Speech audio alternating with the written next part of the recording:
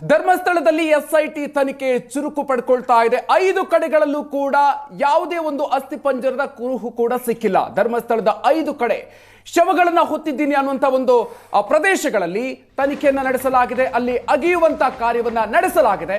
ಆದ್ರೆ ಇಲ್ಲಿವರೆಗೆ ನಡೆದಂತಹ 5 ಕಡೆಗಳಲ್ಲಿ ನಡೆದಂತಹ ಕಾರ್ಯಾಚರಣೆಯಲ್ಲೂ ಕೂಡ ಯಾವುದೇ ಒಂದು ಅವಶೇಷ ಕೂಡ ಸಿಕ್ಕಿಲ್ಲ. ದೂರುದಾರ ತೋರಿಸಿದಂತಹ 5 ಕಡೆಗಳಲ್ಲಿ ಭೂಮಿಯನ್ನ ಅಗೆಯಲಾಗಿದೆ.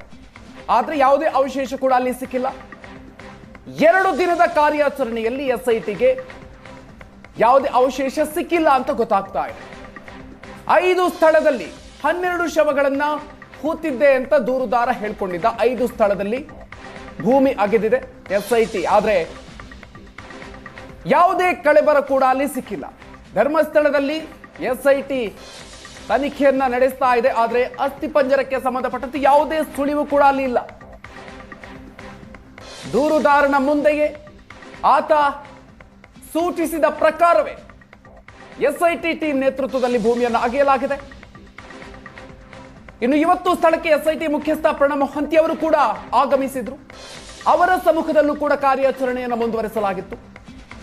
ಆದ್ರೆ ಕಳೆದ 2 ದಿನಗಳಲ್ಲಿ ನಿನ್ನೆ ಹಾಗೂ ಇವತ್ತು, ನಿನ್ನೆ ಇಡೀ ದಿನ ಒಂದು ಸ್ಥಳದಲ್ಲಿ ಭೂಮಿಯನ್ನು ಅಗೆಯಲಾಗಿತ್ತು. ಇವತ್ತು 4 ಸ್ಥಳಗಳಲ್ಲಿ ನಿಗೂಢ ಸಮಾಧಿಗಳ ಕಾರ್ಯಾಚರಣೆಯನ್ನ ನಡೆಸಲಾಯಿತು. ಭೂಮಿಯನ್ನ ಅಗೆಯಲಾಯಿತು. ಆದ್ರೆ ಇಲ್ಲಿವರೆಗೂ ಕೂಡ ಯಾವುದೇ ಒಂದು ಅವಶೇಷ ಕೂಡ ಪತ್ತೆಯಾಗಿಲ್ಲ. ಹಾಗಾಗಿ ಇವತ್ತಿನ ಕಾರ್ಯಾಚರಣೆಯನ್ನು ಕೂಡ ಅಂತ್ಯಗೊಳಿಸಲಾಗಿದೆ. ದೂರುದಾರನ ಮುಂದೆಯೇ ಈ ಒಂದು ಕಾರ್ಯಾಚರಣೆಯನ್ನ ನಡೆಸಲಾಗ್ತಾ ಇದೆ. ಆತ ಸೂಚಿಸಿದ ಒಂದು ಸ್ಥಳದಲ್ಲಿ ಭೂಮಿಯನ್ನು ಅಗೆಯುವಂತ ಕಾರ್ಯಾಚರಣೆಯನ್ನ ನಿನ್ನೆಯಿಂದಲೂ ಕೂಡ ನಡೆಸಲಾಗಿದೆ. ಎಸ್ಐಟಿ ತನ್ನ ತನಿಖೆಯನ್ನ ತೀವ್ರಗೊಳಿಸ್ತಾ ಇದೆ. ಪ್ರಮುಖವಾಗಿ ಆತ ಮೊನ್ನೆ ತೋರಿಸಿದಂಥ, ಆರಂಭದ ದಿನದಲ್ಲಿ ತೋರಿಸಿದಂಥ 13 ಸ್ಥಳಗಳ ಪೈಕಿ ಇಲ್ಲಿಯವರೆಗೂ ಕೂಡ 5 ಸ್ಥಳಗಳಲ್ಲಿ ಕಾರ್ಯಾಚರಣೆಯನ್ನು ನಡೆಸಲಾಗಿದೆ. 5 ಸ್ಥಳಗಳಲ್ಲಿ ಅಸ್ಥಿ ಪಂಜರಕ್ಕಾಗಿ ಹುಡುಕಾಟವನ್ನು ನಡೆಸಲಾಗಿದೆ. ಆದ್ರೆ ಇಲ್ಲಿಯವರೆಗೂ ಯಾವುದೇ ಒಂದು ಸುಳಿವಿಲ್ಲ. ಇವತ್ತಿನ ಕಾರ್ಯಾಚರಣೆ ಕೂಡ ಅಂತ್ಯ ಆಗಿದೆ. ಅಲ್ಲಿಂದ ತೆರಳಿದ್ದಾರೆ ಕಾರ್ಯಾಚರಣೆಯಲ್ಲಿ ಭಾಗಿಯಾಗಿದ್ದ ಸಿಬ್ಬಂದಿಗಳು, ಎಸ್ಐಟಿ ಅಧಿಕಾರಿಗಳು ಎಲ್ಲರೂ ಕೂಡ ಅಲ್ಲಿಂದ ತೆರಳಿದ್ದಾರೆ ಅಂತ ಗೊತ್ತಾಗ್ತಾ ಇದೆ.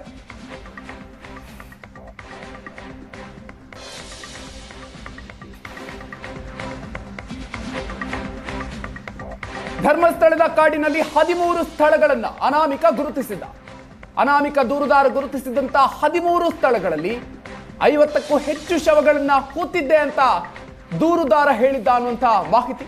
13 ಸ್ಥಳಗಳ ಪೈಕಿ 5 ಕಡೆ ಗುಂಡಿಯನ್ನ ಅಗೆದು ಎಸ್ಐಟಿ ಪರಿಶೀಲನೆಯನ್ನ ನಡೆಸಿದೆ. 2 ದಿನದಲ್ಲಿ 5 ಗುಂಡಿಯನ್ನ ಅಗೆಯಲಾಗಿದೆ.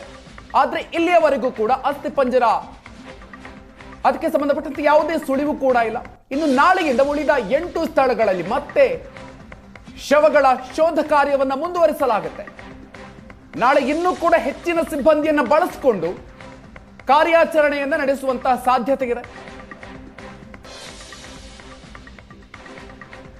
ನಿಗೂಢ ಸಮಾಧಿಗಳನ್ನ ಅಗೆಯುವಂತಹ ಕಾರ್ಯಾಚರಣೆಯಲ್ಲಿ ನಾಳೆಗಿಂದ ಮತ್ತಷ್ಟು ಹೆಚ್ಚಿನ ಸಿಬ್ಬಂದಿಗಳನ್ನ ಬಳಸಿಕೊಳ್ಳುವಂತಹ ಸಾಧ್ಯತೆ ಇದೆ. ನಿನ್ನೆ ಇಡೀ ದಿನ ಒಂದು ಸಮಾಧಿಯನ್ನ ಅಗೆಯುವಂತ ಕಾರ್ಯ ಆಗಿತ್ತು. ಬೆಳಗ್ಗೆ 11 ಗಂಟೆಯಿಂದ ಸಂಜೆ 6 ಗಂಟೆಯವರೆಗೂ ಕೂಡ. ಇವತ್ತು 11 ಗಂಟೆಯಿಂದ 6 ಗಂಟೆಯವರೆಗೂ ಕೂಡ ನಡೆದಂತ ಈ ಕಾರ್ಯಾಚರಣೆಯಲ್ಲಿ 4 ನಿಗೂಢ ಸಮಾಧಿಗಳನ್ನು ಅಗೆಯುವಂತ ಕೆಲಸವನ್ನ ಮಾಡಿದ್ದಾರೆ. ಇಲ್ಲಿಯವರೆಗೂ ಕೂಡ ಈ ಮೂಲಕ ಒಟ್ಟು 5 ನಿಗೂಢ ಸಮಾಧಿಗಳನ್ನು ಅಗೆಯುವಂತ ಕಾರ್ಯಾಚರಣೆ ಆಗಿದೆ. ನಾಳೆ ಮತ್ತಷ್ಟು ಹೆಚ್ಚಿನ ಸಿಬ್ಬಂದಿಗಳನ್ನು ಬಳಸಿಕೊಂಡು ಕಾರ್ಯಾಚರಣೆಯನ್ನ ಮುಂದುವರಿಸುವಂತ ನಿರೀಕ್ಷೆ ಇದೆ.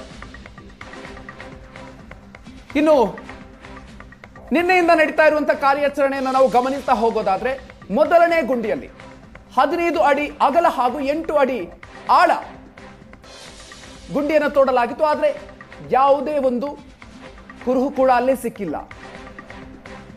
2ನೇ ಗುಂಡಿಗೆ ಸಂಬಂಧಪಟ್ಟಂತೆ ನಾವು ಡೀಟೇಲ್ಸ್ ಅನ್ನ ಗಮನಿಸ್ತಾ ಹೋಗೋದಾದ್ರೆ, ಇವತ್ತು ಬೆಳಗ್ಗೆ ನಡೆದಂತಹ ಕಾರ್ಯಾಚರಣೆ ಇವತ್ತು 6 ಅಡಿ ಅಗಲ 6 ಅಡಿ ಆಳಕ್ಕೆ ಎರಡನೇ ಗುಂಡಿಯನ್ನ ಅಗೆಯಲಾಗಿತ್ತು. ಅದಕ್ಕೆ ಬಂದಂತಹ ಫಲಿತಾಂಶ ಏನು? ಅಲ್ಲೂ ಕೂಡ ಏನೂ ಸಿಕ್ಕಿಲ್ಲ. ಎರಡನೇ ಗುಂಡಿಯಲ್ಲೂ ಕೂಡ ಯಾವುದೇ ಒಂದು ಸುಳಿವಿಲ್ಲ. ಅದಾದ ನಂತರ ಮೂರನೇ ಗುಂಡಿಯ ಕಾರ್ಯಾಚರಣೆಗೆ ಇಳಿದ್ರು SIT ತಂಡ. ಮೂರನೇ ಗುಂಡಿ 5 ಅಡಿ ಅಗಲ, ದೂರುದಾರ ತೋರಿಸಿದಂತಹ ಸ್ಥಳದಲ್ಲಿ 5 ಅಡಿ ಅಗಲದಲ್ಲಿ 6 ಅಡಿ ಆಳಕ್ಕೆ ಗುಂಡಿಯನ್ನು ತೋಡಲಾಯಿತು.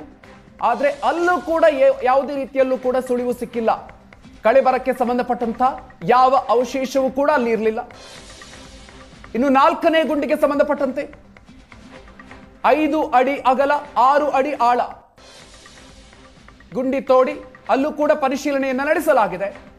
ಅಲ್ಲೂ ಕೂಡ ಯಾವುದೇ ರೀತಿಯಲ್ಲೂ ಕೂಡ ಸುಳಿವು ಸಿಗದ ನಂತರ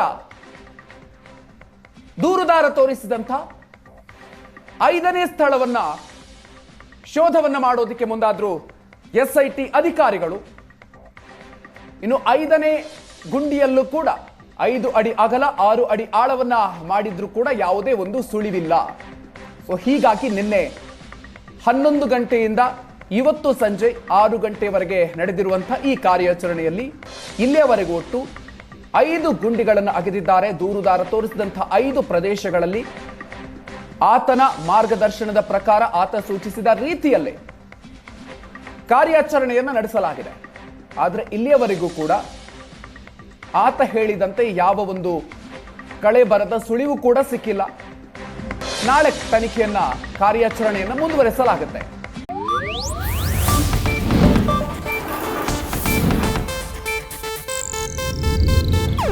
ಇದು ಏಷ್ಯಾನೆಟ್ ನ್ಯೂಸ್ ನೆಟ್ವರ್ಕ್ ಪ್ರಸ್ತುತಿ.